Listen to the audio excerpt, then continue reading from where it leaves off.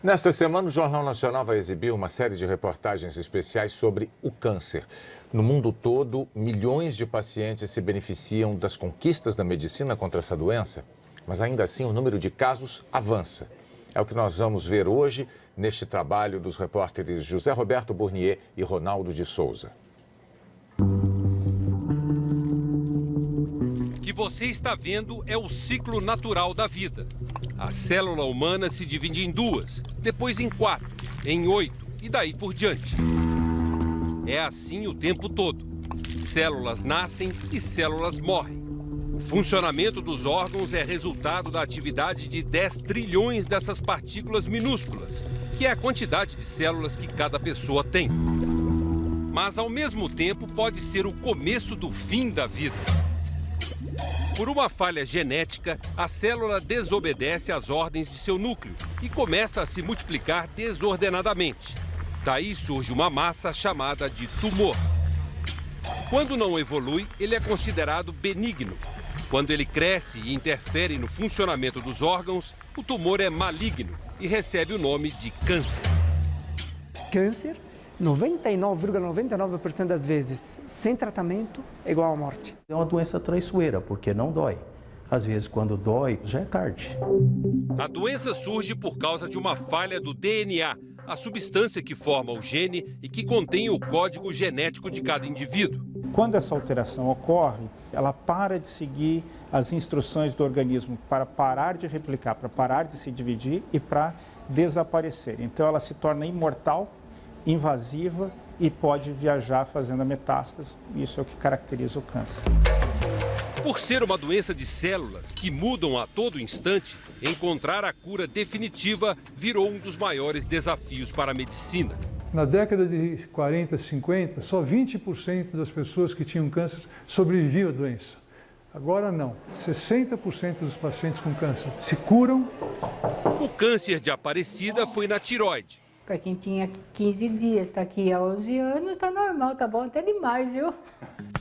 Todo ano são quase 13 milhões de casos novos de câncer no mundo e 7 milhões e meio de mortes por causa da doença.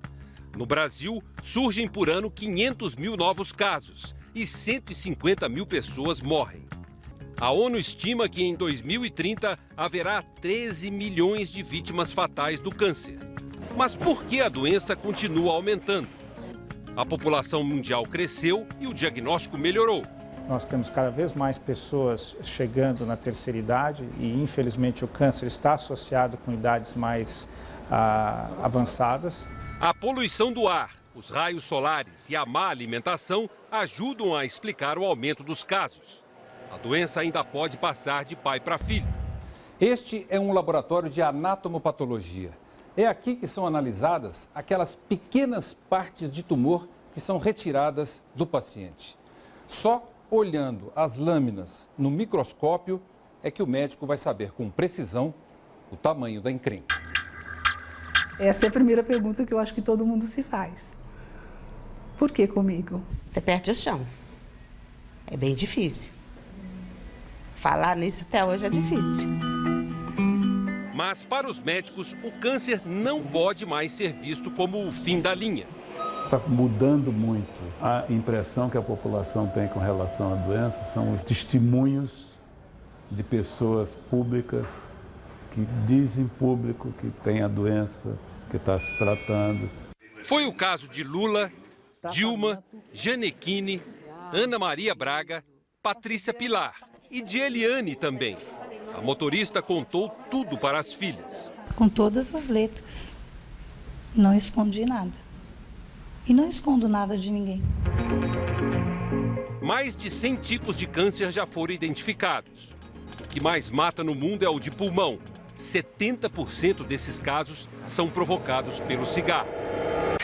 Depois do de pulmão, entre os que mais matam no mundo aparecem o de estômago, fígado, intestino, mama.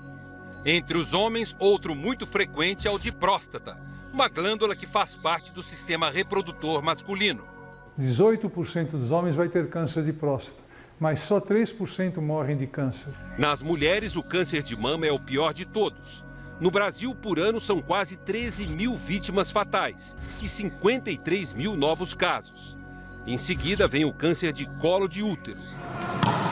Esporte sempre foi a paixão da vida de Camila. E ela não desistiu, mesmo depois de descobrir um câncer nos ossos de uma das pernas. O tratamento foi radical. Eu vi meu pai. Aí ele, filha, não deu. Precisou amputar. E eu falava pra ele, não tem problema. O importante é que eu tô viva. Viva e jogadora da Seleção Brasileira Paralímpica de Vôlei.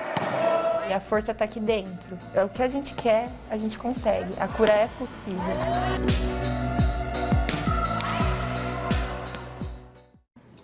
Amanhã você vai ver como é que é o acesso ao tratamento contra o câncer na rede pública de saúde e os hospitais brasileiros de referência no combate à doença.